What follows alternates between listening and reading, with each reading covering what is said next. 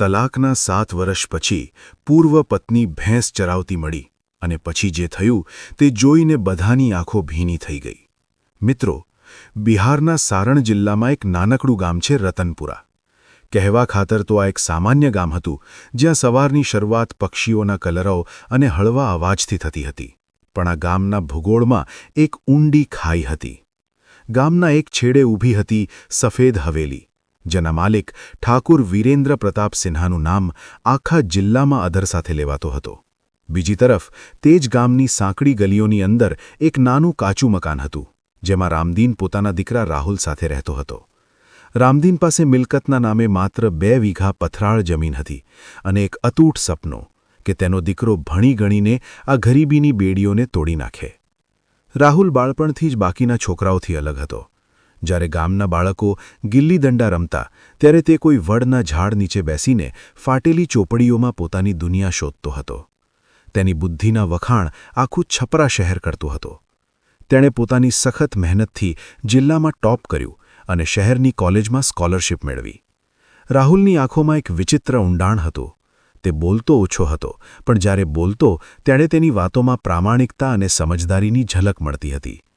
તે જાણતો હતો કે તેના પિતાએ તેને ભણાવવા માટે પોતાની કમર તોડી નાખી છે, તેથી તેણે ક્યારેય કોઈ સુખ સુવિધાની માગણી નથી કરી.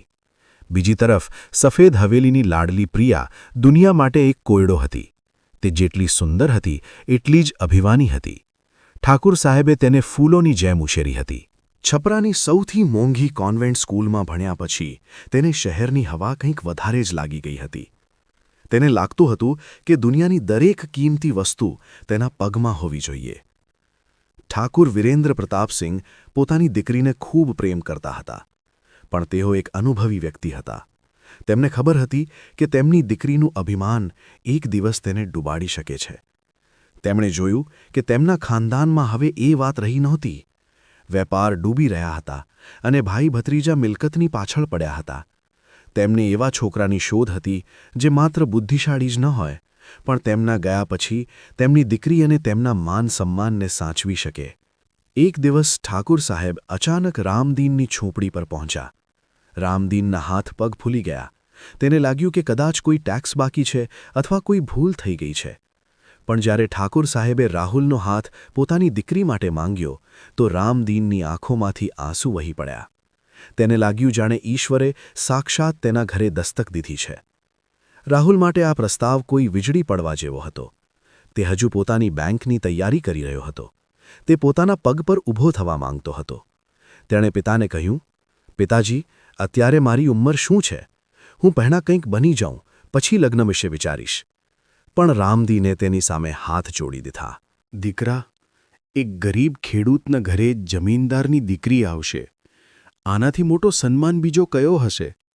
મારી આખી જિંદગીની ગરીબી મટી જશે. પિતાની ભાવનાઓની સામે રાહુલ હારી ગયો. તેને લાગ્યું કે કદાચ આ જ તેની નિયતિ છે. લગ્ન કોઈ ઉત્સવથી ઓછા નહોતા. આખા સારણ જિલ્લામાં અઠવાડિયા સુધી આ લગ્નની ચર્ચા રહી. પ્રિયાએ રાહુલને પહેલીવાર મંડપમાં જોયો. તેને રાહુલની સાદગી ગમી, પણ તેને એ ગેરસમજ થઈ ગઈ કે રાહુલ શહેરમાં ભણી રહ્યો છે તો લગ્ન પછી તરત જ તે તેને કોઈ મોટા શહેરના વીઆઈપી વિસ્તારમાં લઈ જશે. તેણે વિચાર્યું હતું કે રાહુલની સરકારી નોકરી તો બસ મળવાની જ છે. લગ્ન પછી જ્યારે પ્રિયા પહેલીવાર રાહુલના કાચા ઘરે આવી તો તેનો સામનો કડવી વાસ્તવિકતા સાથે થયો. તે ઘર જ્યાં માટીની દિવાલો હતી અને છત પર નળિયા હતા, જ્યાં સવારનું પાણી કૂવેથી લાવવું પડતું હતું અને રાતની રોશની એક તેલની દીવડી પર ટકેલી હતી. રાહુલે પ્રિયા માટે તે નાના રૂમને ખૂબ શણગાર્યો હતો, પણ પ્રિયા માટે તે રૂમ કોઈ જેલ જેવો હતો. પહેલી જ રાતે પ્રિયાએ પોતાના તેવર બતાવી દીધા. તે મને આ નર્કમાં રાખવા વિશે વિચાર્યું પણ કેવી રીતે, રાહુલ? મારા પિતાએ તને શું સમજીને મને સોંપી હતી? અહીં તો યોગ્ય અરીસો પણ નથી. રાહુલે તેને શાંત કરવાનો પ્રયત્ન કર્યો. પ્રિયા, હું જાણું છું તને અહીં તકલીફ પડશે, પણ હું મહેનત કરી રહ્યો છું. બેંકની પરીક્ષાઓના અંતિમ તબક્કામાં છું. જેવી નોકરી મળશે આપણે શહેર જતા રહીશું. ત્યાં સુધી થોડો ધીરજ રાખો. પણ ધીરજ શબ્દ પ્રિયાની ડિક્શનરીમાં હતો જ નહીં. તેને લાગતું હતું કે રાહુલની નોકરી ન મળવી એ રાહુલની નિષ્ફળતા છે. જેમ જેમ દિવસો વીતતા ગયા, પ્રિયાનો ગુસ્સો વધતો ગયો તે રસોડામાં જાય તો ધુમારાથી તેનો દમ ઘૂંટાઈ જતો. તેના રેશમી હાથ ચૂલો ફૂંકવાથી કાળા પડી ગયા. ગામની સ્ત્રીઓ જ્યારે તેને મળવા આવતી તો તે તેમની સાથે વાત કરવી તો દૂર, તેમની તરફ જોવાનું પણ પસંદ નહીં કરતી. તે વારંવાર રાહુલને ટોણા મારતી. તારા પિતાને જમીનદાર સાથે સંબંધ જોડીને માન મળી ગયું, પણ મારી તો ઇજ્જત માટીમાં મળી ગઈ. મારા મિત્રો પૂછે છે કે તારો પતિ શું કરે છે, તો હું શું કહું કે તે હજુ તૈયારી કરી રહ્યો છે. રાહુલની પીડા પણ ઊંડી હતી. તે દિવસભર ખેતરોમાં કામ કરતો, જેથી ઘરમાં 2 ટંકની રોટલીની વ્યવસ્થા થઈ શકે, અને આખી રાત જાગીને પોતાની ચોપડીઓ સાથે સંઘર્ષ કરતો. તે પોતાની આંખોની ઊંઘ અને શરીરનો થાક ભૂલી ચૂક્યો હતો. પણ પ્રિયાના કડવા શબ્દો તેના ઘા પર મીઠું ભભરાવાનું કામ કરતા હતા. રામદીન પણ પોતાની વહુની નફરત ભરેલી વાતો સાંભળતો, પણ તે ચૂપચાપ પોતાની ઝૂંપડીના ખૂણામાં પડી રહેતો. તેને અપરાધબોધ થતો કે તેણે પોતાના દીકરાની જિંદગી એક ઘમંડી ચોકડી સાથે બાંધી દીધી. લગ્નના 2 વર્ષ વીતી ગયા. રાહુલે ઘણી ઇન્ટરવ્યૂ આપી, પણ દરેક વખતે તે થોડા ગુણથી રહી જતો. જેટલી વાર તે અસફળ થઈને પરત ફરતો, પ્રિયાનું અપમાન અને વધી જતું. એક બપોરની વાત છે. સખત ગરમી પડી રહી હતી. રાહુલ છપરા શહેરથી એક વધુ ઇન્ટરવ્યૂ આપીને પરત ફર્યો હતો. તે સંપૂર્ણ રીતે પરસેવાથી ભીંજાયેલો હતો અને ભૂખથી બેહાલ હતો. તેણે રસોડામાં જઈને જોયું કે પ્રિયા સોફા પર બેસીને મેગેઝીન વાંચી રહી હતી અને ચૂલો ઠંડો પડ્યો હતો. રાહુલે ધીરેથી કહ્યું, પ્રિયા, ખૂબ ભૂખ લાગી છે. શું કંઈ ખાવા મળશે? પ્રિયાએ મેગેઝીન પછાડી અને ઊભી થઈ ગઈ. ખાવા ક્યાંથી મળશે? તારી પાસે પૈસા છે રાશન લાવવાના? કાલે પાડોશી પાસેથી ઉધાર માંગીને લોટ લાવી હતી. હવે શું ઝેર માંગીને લાવું? તું શહેર જાય છે ઇન્ટરવ્યૂ આપવા કે ફરવા? 2 વર્ષ થઈ ગયા, એક પટાવાળાની નોકરી પણ નથી મળી તારાથી. રાહુલની ધીરજનો અંત આવ્યો. પ્રિયા, હું પ્રયત્ન કરી રહ્યો છું. તું જોઈ રહી છે ને કે હું કેટલી મહેનત કરી રહ્યો છું. થોડો સાથ આપ મારો. સાથ? મેં તારી ગરીબી સાથે ખૂબ સમય વિતાવ્યો રાહુલ. હવે વધુ નહીં. મને સમજાઈ ગયું છે કે તું ક્યારેય કંઈ બની શકીશ નહીં. તું આ માટી અને છાણના લાયક છે. મારી જિંદગી તારા જેવા નિષ્ફળ માણસ સાથે બરબાદ થઈ રહી છે. બીજા જ દિવસે પ્રિયાએ કોઈને જણાવ્યા વગર સફેદ હવેલીથી ગાડી મંગાવી. તેણે પોતાનો બધો સામાન પેક કર્યો. રાહુલ તે સમયે ખેતરોમાં હતો. જ્યારે તે પાછો આવ્યો તો ઘર ખાલી હતું. મેજ પર એક પત્ર પડ્યો હતો જેમાં લખ્યું હતું, હું મારી જિંદગી જીવવા જઈ રહી છું. ગરીબી તારી નસીબ હોઈ શકે છે, મારી નહીં. મને અને મારા પિતાને હવે તારી જરૂર નથી. ઠાકુર સાહેબે પણ પોતાની દીકરીનો સાથ આપ્યો. તેમણે રાહુલને સંદેશો મોકલાવ્યો કે તે ફરીથી હવેલીની આસપાસ ન દેખાય. થોડા મહિનાઓ પછી કાયદાકીય કાગળો આવ્યા. રાહુલે કોઈ પણ વિરોધ વગર તે કાગળો પર સહી કરી દીધી. તેને અહેસાસ થયો કે પ્રિયાએ તેની સાથે ક્યારેય પ્રેમ નહોતો કર્યો. તે ફક્ત એક મેનેજર અથવા ઓફિસર સાથે લગ્ન કરવા માંગતી હતી, એક માણસ સાથે નહીં. પ્રિયાના જવા પછી રતનપુરાના લોકો રાહુલ પર હસતા હતા. કોઈ કહેતું, જમીનદારની દીકરીને સાચવી ન શક્યો, હવે શું કરશે? કોઈ કહેતું, બિચારો ઘરવાળી પણ ગઈ અને ઇજ્જત પણ. પણ રાહુલે તે અવાજોને પોતાના કાન સુધી પહોંચવા દીધા નહીં. તેણે પોતાના પિતાનો હાથ પકડ્યો અને કહ્યું, પિતાજી, આજથી મારું એક જ લક્ષ્ય છે. હું તમને તે બધું આપીશ જે તમે ગુમાવ્યું છે. રાહુલે હાર નહીં માની. તેણે ખેતીમાં નવી ટેકનિક અપનાવી, જેથી આવક વધે અને સાથે પોતાની પઢાઈને પણ વધુ કઠિન બનાવી દીધી. તે શહેર જઈને ટ્યુશન ભણાવવાનું શરૂ કર્યું. તે દિવસમાં 16 કલાક કામ કરતો. તેની આંખોની નીચે કાળા કુંડાળા પડી ગયા હતા, પણ તેના સંકલ્પમાં કોઈ કમી આવી નહીં. તે રાતને ભૂલી શક્યો નહોતો જ્યારે પ્રિયાએ તેને નિષ્ફળ કહ્યું હતું. તે ગરીબીનો અંત કરવા માંગતો હતો જેણે તેના સ્વાભિમાનને કચડી નાખ્યું હતું. 5 વર્ષ વીતી ગયા. રાહુલનો સંઘર્ષ હવે રંગ લાવી રહ્યો હતો. તેણે માત્ર બેંકની પરીક્ષા પાસ નહીં કરી, પણ પોતાની મહેનત અને પ્રામાણિકતાથી તે થોડા જ સમયમાં બેંક મેનેજરના પદ સુધી પહોંચી ગયો. તેની પહેલી પોસ્ટિંગ પટનામાં થઈ. તેણે પોતાના પિતા માટે શહેરમાં એક નાનું ઘર લીધું, પણ રામદીનનું મન ગામની માટીમાં જ અટવાયેલું રહ્યું. રાહુલ હવે એક સફળ વ્યક્તિ હતો. તેની પાસે ગાણી હતી, સન્માન હતું અને એક ઉજ્જવળ ભવિષ્ય હતું. પણ તેના દિલના એક ખૂણામાં આજે પણ તે પીડા બાકી હતી. તેણે ફરીથી લગ્ન કરવા વિશે ક્યારેય વિચાર્યું નહીં. તેને લાગતું હતું કે કદાચ દરેક કોઈ તેને સફળતા માટે જ ઈચ્છશે, તેના વ્યક્તિત્વ માટે નહીં. બીજી તરફ રતનપુરા ગામમાં ઠાકુર સાહેબની હવેલીની ચમક ફીકી પડવા લાગી હતી. સમયનું ચક્ર એવું ફર્યું કે બધું બદલાઈ ગયું. પણ રાહુલ આ બધી વાતોથી અજાણ પોતાની નવી દુનિયામાં પોતાની ઓળખ બનાવી રહ્યો હતો. તેને ખબર નહોતી કે 7 વર્ષનો આ વનવાસ તેને એક એવા વળાંક પર લઈ જશે જ્યાં ભૂતકાળ અને વર્તમાનનો સામનો થશે અને એક એવું સત્ય સામે આવશે જે તેની આખી જિંદગીને હચમચાવીને મૂકી દેશે. પટનાની ચમકદમક અને બેંક મેનેજરની ખુરશી રાહુલને તે શાંતિ આપી રહી નહોતી જેની શોધ તેણે વર્ષોથી હતી. 7 વર્ષ વીતી ચૂક્યા હતા. આ 7 વર્ષોમાં રાહુલે પોતાની રાતોની ઊંઘ અને ચેન બધો કામની વેદી પર ચઢાવી દીધું હતું. આજે તેની પાસે એક આલિશાન ફ્લેટ હતો. સફેદ રંગની લક્ઝરી એસયુવી હતી અને લોકો તેને મેનેજર સાહેબ કહીને બોલાવતા હતા. શહેરના ઘણા અમીર પરિવારોએ પોતાની દીકરીઓના સંબંધ રાહુલ પાસે મોકલ્યા હતા. પણ રાહુલના મનમાં તે જૂની ઘટનાએ એવી કડવાશ ભરી દીધી હતી કે તેને દરેક સંબંધમાં સ્વાર્થ નજર આવતો હતો. તે વારંવાર પોતાની બાલ્કનીમાં બેસીને શહેરની રોશની જોતો અને વિચારતો કે શું આ બધું ખરેખર સફળતા છે? ત્યારે જ એક સવારે છપરાના રતનપુરા ગામથી એક પાડોશીનો ફોન આવ્યો. રાહુલ દીકરા, રામદીન કાકાની તબિયત અચાનક ખૂબ ખરાબ થઈ ગઈ છે. તેઓ તને યાદ કરી રહ્યા છે.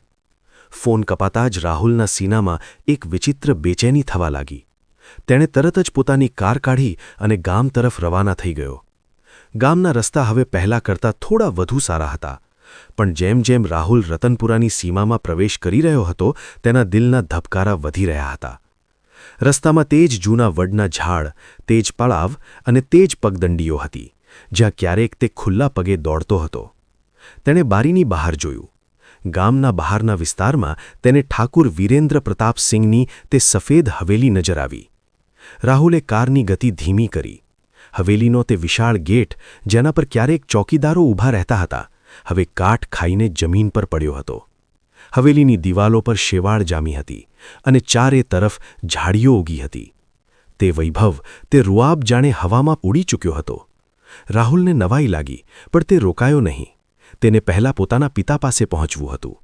રામદીન પોતાના જૂના ઘરના વરંડામાં સૂતા હતા. પોતાના દીકરાને એક મોટા સાહેબ તરીકે જોઈને તેમની આંખોમાં ચમક આવી ગઈ.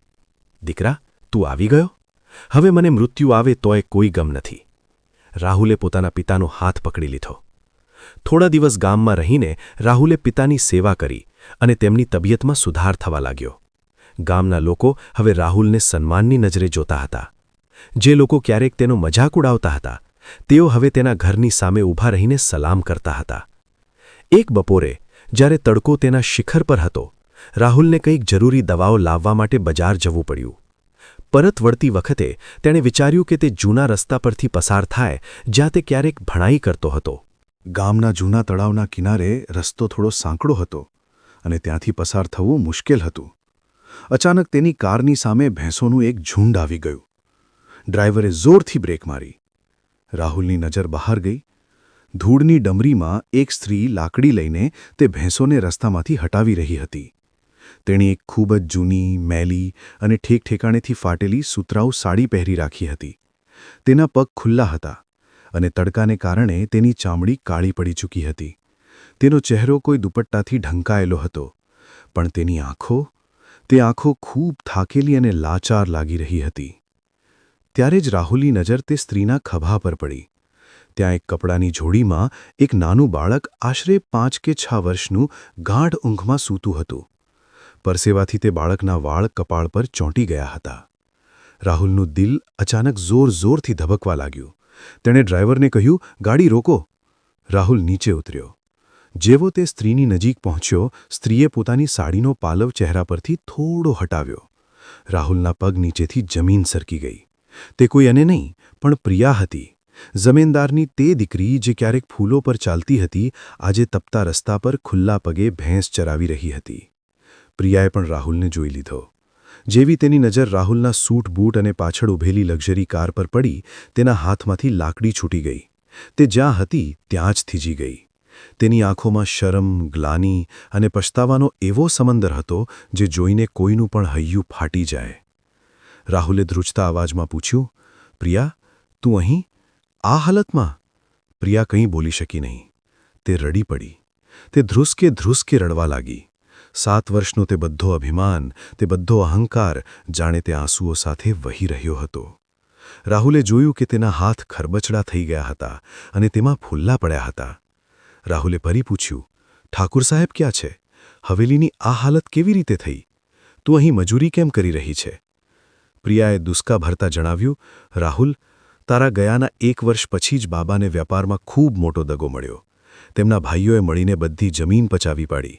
હવેલી ગીરવે મૂકવી પડી અને જ્યારે અમે તેને છોડાવી શક્યા નહીં તો અમને ત્યાંથી બહાર કાઢી મૂકવામાં આવ્યા. આઘાતને કારણે બાબા લાંબુ જીવી ન શક્યા. તેઓ દુનિયા છોડીને જતા રહ્યા. જે નોકરો અમારા પગ ચાટતા હતા તેમણે મને ઓળખવાની ના પાડી દીધી. મારી પાસે રહેવા માટે છત નહોતી, ખાવા માટે દાણો ન હતો. ત્યારે આ ગામના એક ખેડૂતે મને રહેવા માટે પોતાની ગૌશાળા આપી દીધી. ત્યારથી હું બીજાની ભેંસ ચરાવીને અને ખેતરોમાં મજૂરી કરીને મારું ગુજરાન કરી રહી છું. રાહુલ સ્તબ્ધ થઈ ગયો. તેણે ક્યારેય સપનામાં પણ વિચાર્યું ન હતું કે સમય કોઈની સાથે આવી રમત રમી શકે છે. તેનું મન ઈચ્છતું હતું કે તે બૂમ પાડીને કહે કે જુઓ, આજે હું ક્યાં છું અને તું ક્યાં છે. પણ સામે ઊભેલી તે સ્ત્રીની લાચારી જોઈને તેના શબ્દો તેના ગળામાં જ ફસાઈ ગયા. ત્યારે જ તેની નજર તે બાળક પર ગઈ, જે હવે જાગી ગયો હતો અને ડરીને પોતાની માતાની સાડી પાછળ છુપાઈ રહ્યો હતો. બાળકની આંખો બિલકુલ રાહુલ જેવી હતી. તેજ મોટી અને ઊંડી આંખો. રાહુલે ભારે અવાજમાં પૂછ્યું, આ બાળક કોનું છે પ્રિયા? શું તે બીજું લગ્ન કરી લીધું? પ્રિયાએ પોતાની આંખો લૂછી અને માથું નમાવીને બોલી, નહીં રાહુલ, મેં ફરીથી ક્યારેય કોઈની તરફ જોયું નથી. આ તારો દીકરો છે. જ્યારે હું તને છોડીને ગઈ હતી ત્યારે હું ગર્ભવતી હતી. મેં ઈચ્છ્યું હતું કે તને જણાવી દઉં, પણ મારું અભિમાન આડે આવ્યું. મને લાગ્યું કે હું જમીનદારની દીકરી છું, હું એકલી આને ઉછેરી લઈશ. પણ જ્યારે સમયે વળાંક લીધો ત્યારે મને મારી ઓકાત સમજાઈ ગઈ. આનું નામ મેં અંશ રાખ્યું છે. આ તારી છેલ્લી નિશાની હતી, એટલા માટે હું આજ સુધી જીવતી છું. રાહુલના દિલ પર જાણે વીજળી પડી. મારો દીકરો? 7 વર્ષથી મારો દીકરો આ હાલતમાં રહી રહ્યો છે? તે ગરીબીમાં ઉછરી રહ્યો છે, તડકામાં બળી રહ્યો છે અને મને ખબર સુધી નહોતી. રાહુલનો ગુસ્સો હવે પોતા પર અને પ્રિયા પર એક સાથે ફૂટી રહ્યો હતો. તેણે જોયું કે અંશના પગમાં ચપ્પલ પણ નહોતા. તે બાળક જે કોઈ મહેલનો વારિસદાર હોઈ શકતો હતો, તે આજે એક મજૂરની જેમ ધૂળમાં ઊભો હતો. રાહુલ આગળ વધીને અંશને પોતાની ગોદમાં ઉઠાવી લીધો. અંશ પહેલાં તો ડર્યો, પણ જેવો તેણે રાહુલના ગળાને અડ્યો તેને એક વિચિત્ર શાંતિ મળી. રાહુલે પ્રિયા તરફ જોયું. તે ધૂળમાં લથપથ, ફાટેલી સાડીમાં લપેટાયેલી સ્ત્રી આજે રાહુલને દુનિયાની સૌથી લાચાર વ્યક્તિ લાગી રહી હતી. રાહુલે કડવાશથી કહ્યું, તેં મને 7 વર્ષ પહેલાં નિષ્ફળ કહ્યો હતો પ્રિયા. તેં કહ્યું હતું કે મારી ઓકાત આ માટી અને છાણની વચ્ચે રહેવાની છે. આજે જુઓ હું ક્યાં ઊભો છું અને તું ક્યાં છે. પ્રિયાએ પોતાનું માથું નમાવી લીધું. મને મારી સજા મળી ગઈ છે રાહુલ. સમયે મને એ બધું બતાવી દીધું જે મેં તને બતાવ્યું હતું. મેં તારા સ્વાભિમાનને કચડી નાખ્યું હતું. આજે મારું પોતાનું અસ્તિત્વ જ કચડાઈ ચૂક્યું છે. હું તારી સાથે ચાલવાને લાયક નથી. તું બસ આ બાળકને લઈ જા. આને તે જિંદગી આપ જે હું આપી શકી નથી. આને શહેર લઈ જા, આને ભણાવ, આને મોટો માણસ બનાવ. ગામના કેટલાક લોકો ત્યાં જમા થઈ ગયા હતા. તેઓ બધા એ જોઈ રહ્યા હતા કે કેવી રીતે એક બેંક મેનેજર પોતાની પૂર્વ પત્ની સામે ઊભો હતો. રાહુલના મનમાં દ્વંદ્વ ચાલી રહ્યો હતો. એક તરફ તેનો 7 વર્ષનો જખમ હતો, તેનું અપમાન હતું, અને બીજી તરફ તેનું પોતાનું લોહી, તેનો દીકરો અને તે સ્ત્રી જેને તેણે ક્યારેય પોતાની પત્ની માની હતી. રાહુલે અંશને પોતાની છાતીએ લગાવી લીધો. બાળકના ધબકારા રાહુલના દિલને હચમચાવી રહ્યા હતા. તેને સમજાતું ન હતું કે તે શું કરે. શું તે પ્રિયાને તે હાલતમાં છોડીને જતો રહે? શું તેને તેના કર્મોની વધુ સજા મળવા દે, અથવા તે બધું ભૂલીને તેને અપનાવી લે? તડકો વધુ તેજ થઈ ગયો હતો. તળાવનું પાણી શાંત હતું, પણ રાહુલની અંદર ભાવનાઓનું એક મોજું ઉમટી રહ્યું હતું. તેણે પ્રિયાની આંખોમાં જોયું. ત્યાં હવે કોઈ અભિમાન ન હતું, કોઈ ગર્વ ન હતું. ત્યાં ફક્ત એક માની મમતા અને એક પત્નીનો પશ્ચાતાપ હતો. રાહુલે એક લાંબો શ્વાસ લીધો અને કારનો દરવાજો ખોલ્યો. તેણે અંશને પાછલી સીટ પર બેસાડ્યો. પછી તે પ્રિયા તરફ વળ્યો. પ્રિયા, 7 વર્ષ પહેલાં તેં એક ગરીબ છોકરાને છોડ્યો હતો. આજે તે છોકરો એક મેનેજર છે. પણ તે આજે પણ તે જ સાદગીને શોધી રહ્યો છે જે તું ઠુકરાવીને ગઈ હતી. તેં એકલા રહીને તારી સજા કાપી લીધી છે અને મેં એકલા રહીને મારી સફળતા મેળવી લીધી છે. પણ આપણે બંને અધૂરા રહ્યા. પ્રિયાએ ચોંકીને રાહુલ તરફ જોયું. તેની આંખોમાં એક આશાનું કિરણ જાગ્યું. રાહુલે પોતાનો હાથ આગળ વધાર્યો. ચાલો પ્રિયા, આ બાળકને મા અને પિતા બંનેની જરૂર છે. રતનપુરાની આ પગદંડીઓ સાક્ષી છે અમારા અપમાનની. હવે તેમને અમારા મિલનનો સાક્ષી બનવા દો. પ્રિયાના આંસુ થમવાનું નામ ન હતા લેતા. તે રાહુલના પગમાં પડી ગઈ. મને માફ કરી દો રાહુલ, મને માફ કરી દો. રાહુલે તેને ઉઠાવીને કારમાં બેસાડી. જેવી કાર ચાલી, ધૂળની ડમરી ઉડી અને રતનપુરાના લોકોએ જોયું કે કેવી રીતે સમયની એક ક્રૂર વાર્તાનો અંત એક ભાવુક શરૂઆત સાથે થઈ રહ્યો છે.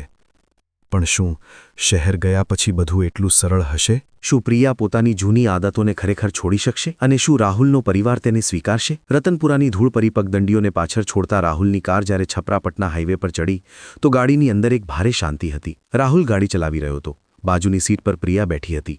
તે જ પ્રિયા જે ક્યારેક પવન સાથે વાતો કરતી હતી, આજે સંકોચાઈને બારીની બહાર ભાગતા ઝાડને જોઈ રહી હતી. પાછલી સીટ પર તેમનો દીકરો અંશ મખમલી સીટના અહેસાસથી નવાઈ પામીને ક્યારેક તેને અડકતો તો ક્યારેક પોતાના પિતાના માથાના પાછળના ભાગને જોતો. પ્રિયાને લાગતું હતું કે તે કોઈ સ્વપ્ન જોઈ રહી છે. કાલ સુધી જેના પગમાં ચીરા પડ્યા હતા, આજે તે એર કન્ડિશનરની ઠંડી હવામાં બેઠી હતી. તેને પોતાની ફાટેલી સાડી અને ગંદા હાથથી શરમ આવી રહી હતી. તેણે ધીમા અવાજે કહ્યું, રાહુલ, તું મને કોઈ આશ્રમમાં છોડી દે. હું તારા આ આલિશાન જીવનની લાયક નથી. લોકો જોશે તો શું કહેશે કે મેનેજર સાહેબની પત્ની એક ચરાવનાર છે? રાહુલે રસ્તા પર નજર જમાવીને શાંતિથી કહ્યું. 7 વર્ષ પહેલાં તે બીજાનું વિચાર્યું હોત તો આજે આ સ્થિતિ ન આવી હોત પ્રિયા. આજથી તું તે જ જોઈશ જે હું બતાવવા માંગુ છું. અને વાત રહી લાયકાતની, તો માણસ પોતાની મહેનતથી લાયક બને છે. અને તે 7 વર્ષ જે મહેનત કરી છે તેણે તને અસલી રાણી બનાવી છે. પટનાના પોશ વિસ્તારમાં સ્થિત રાહુલના ફ્લેટ પર જ્યારે તેઓ પહોંચ્યા તો રામદીન દરવાજા પર જ ઊભા હતા. તેમને જ્યારે કારમાંથી રાહુલ સાથે પ્રિયા અને એક નાના બાળકને ઉતરતા જોયા તો તેમના ચશ્મા પડતા પડતા બચ્યા. રામદીનને બધું યાદ હતું. પ્રિયાના તે કડવા શબ્દો, તે અપમાન. પ્રિયાએ ધ્રુજતા રામદીનના પગ સ્પર્શ કર્યા. તેની આંખોમાંથી આંસુ પડીને રામદીનના પગ પર પડ્યા. પિતાજી, મને માફ કરી દો. રામદીને રાહુલ તરફ જોયું. રાહુલની આંખોમાં એક પ્રાર્થના હતી. વૃદ્ધ પિતાએ એક લાંબો શ્વાસ લીધો અને પોતાનો ધ્રુજતો હાથ પ્રિયાના માથા પર મૂક્યો. જે વીતી ગયું તેને ત્યાં જ છોડી દો દીકરી. ઘરની લક્ષ્મી જ્યારે પરત ફરે છે તો જૂના જખમોને ધોઈને જ આવે છે. અંદર આવો. શરૂઆતના કેટલાક દિવસો ખૂબ કઠિન હતા. પ્રિયાને આ નવી દુનિયામાં ઢળતા સમય લાગી રહ્યો હતો. તેને આજે પણ લાગતું કે ક્યાંક તે કોઈ સ્વપ્ન તો નથી જોઈ રહી. તે ઘરના કામ કરવા માટે દોડતી, પણ રાહુલે તેના માટે એક સહાયક રાખી દીધી હતી. એક દિવસ રાહુલે પ્રિયાને શહેરના સૌથી સારા મોલમાં લઈ જઈને તેના માટે નવા કપડાં અને જરૂરિયાતનો સામાન ખરીદ્યો. જ્યારે પ્રિયા નવા પોશાકમાં આવી તો તેની આંખોમાં તે જૂનું અભિમાન નહોતું, પણ એક સાદગી અને કૃતજ્ઞતા હતી. સૌથી સુંદર સંબંધ રાહુલ અને અંશ વચ્ચે બની રહ્યો હતો. રાહુલ પોતાની ઓફિસથી પરત ફરતા જ અંશને ગોદમાં લઈ લેતો. તે તેને શહેરની સૌથી સારી સ્કૂલમાં દાખલ કરવા માટે ફોર્મ ભરી રહ્યો હતો. અંશ, જે કાલ સુધી માટીના ઘર બનાવતો હતો, હવે રંગીન પેન્સિલ અને રમકડાની દુનિયામાં ખોવાઈ ગયો હતો. રાહુલ તેને વારંવાર પોતાની પાસે બેસાડતો અને કહેતો, દીકરા, ક્યારેય કોઈને તેની ગરીબી માટે નાનો ના સમજવો. યાદ રાખજે, તારા પિતા પણ ક્યારેક માટીમાં જ સૂતા હતા. સમય વીતવાની સાથે પ્રિયા સંપૂર્ણપણે બદલાઈ ચૂકી હતી. હવે તે જમીનદારની દીકરી નહીં, પણ એક જવાબદાર પત્ની અને મા હતી. તેણે ઘરની સાથે સાથે રાહુલના પિતાની સેવામાં કોઈ કમી ના રાખી. એક સાંજ રાહુલ ઓફિસથી પરત ફર્યો તો તેણે જોયો કે પ્રિયા વરંડામાં બેસીને રામદીનને રામાયણ વાંચીને સંભળાવી રહી હતી. રાહુલ ચૂપચાપ ઊભા રહીને આ દ્રશ્ય જોતો રહ્યો. તેણે લાગ્યું કે તેની મહેનત અને તેની ધીરજ આજે ખરેખર સફળ થઈ છે. 2 મહિના પછી રાહુલને ગામથી એક સૂચના મળી. ઠાકુર સાહેબની હવેલીની હરાજી થવાની હતી, કારણ કે દેવું ચૂકવવામાં આવ્યું નહોતું. પ્રિયાને જ્યારે આ ખબર પડી તો તે ઉદાસ થઈ ગઈ. તે હવેલી સાથે તેની બાળપણની યાદો જોડાયેલી હતી. રાહુલે પ્રિયાને કંઈ કહ્યું નહીં. તે બીજા દિવસે રતનપુરા આવી ગયો. તેણે પોતાની જમાપૂંજી અને બેંકમાંથી લોન લઈને તે હવેલીને હરાજી થવાથી બચાવી લીધી.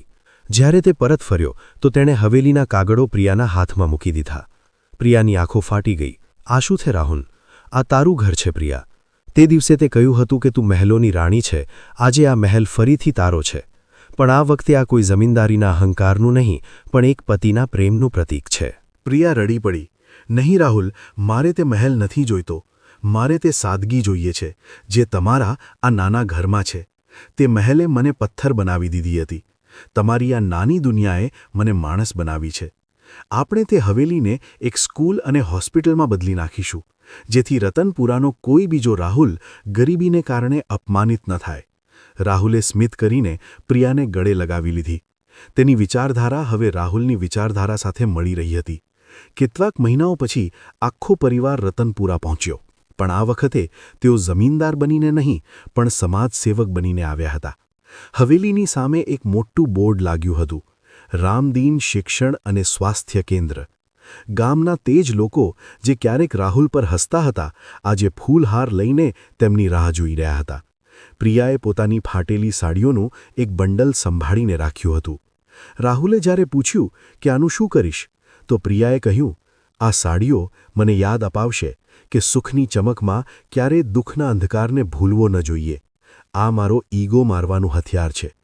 વાર્તાનો અંત તે તળાવના કિનારે થયો, જ્યાં 7 વર્ષ પછી રાહુલ અને પ્રિયા ફરીથી મળ્યા હતા. સૂરજ આથમી રહ્યો હતો અને તેની લાલીમાં પાણી પર વિખરાઈ રહી હતી. અંશ પાસે જ રમી રહ્યો હતો. પ્રિયાએ રાહુલનો હાથ પકડીને કહ્યું, રાહુલ, જો તે દિવસે મને ન અપનાવી હોત તો કદાચ હું આજે પણ તે જ તડકામાં બળી રહી હોત. રાહુલે દૂર ક્ષિતિજને જોતા કહ્યું, પ્રિયા, સમય આપણને સજા નથી આપતો. સમય આપણને સુધારવાની તક આપે છે. તે સંઘર્ષ કર્યો, મેં રાહ જોઈ. આજે આપણે જ્યાં છીએ તે આપણી કિસ્મત નથી, આપણી ક્ષમાની જીત છે. બંનેએ એકબીજાની આંખોમાં જોયું. તે આંખોમાં હવે કોઈ કડવાશ ન હતી. 7 વર્ષનો લાંબો વનવાસ ખતમ થઈ ચૂક્યો હતો. રતનપુરાની માટીએ આજે એક નવો ઇતિહાસ જોયો હતો, જ્યાં ગરીબી હારી ગઈ હતી, અહંકાર તૂટી ગયો હતો અને જીત થઈ હતી તો ફક્ત પ્રેમ અને માનવતાની. આ વાર્તા આપણને શીખવે છે કે સાચો જીવનસાથી તે નથી જે ફક્ત તમારી સફળતામાં જ સાથ આપે, પણ તે છે જે તમારા સંઘર્ષને સમજે. અહંકારનો પતન નિશ્ચિત છે, પણ જો કોઈ વ્યક્તિ પોતાની ભૂલ સુધારવા માંગતો હોય તો તેને એક તક જરૂર મળવી જોઈએ. ક્ષમા દુનિયાની સૌથી મોટી પ્રતિશોધ છે. રાહુલે સાબિત કરી દીધું કે મહેનત અને ધીરજથી ન માત્ર ગરીબીને હરાવી શકાય છે, પણ તૂટેલા સંબંધોને પણ જોડી શકાય છે. યાદ રાખજો, ક્ષમા કરવી એ નબળાઓનું નહીં, વીરોનું કામ છે. જો તમને રાહુલનો સંઘર્ષ ગમ્યો હોય તો આ વિડીયોને એક લાઇક જરૂર આપો, અને તમે આ વિડીયો કયા શહેર કે ગામમાંથી જોઈ રહ્યા છો તે કોમેન્ટમાં જરૂરથી જણાવજો. અને આવી જ દિલને સ્પર્શી જતી વાર્તાઓ માટે અમારી સાથે જોડાયેલા રહો.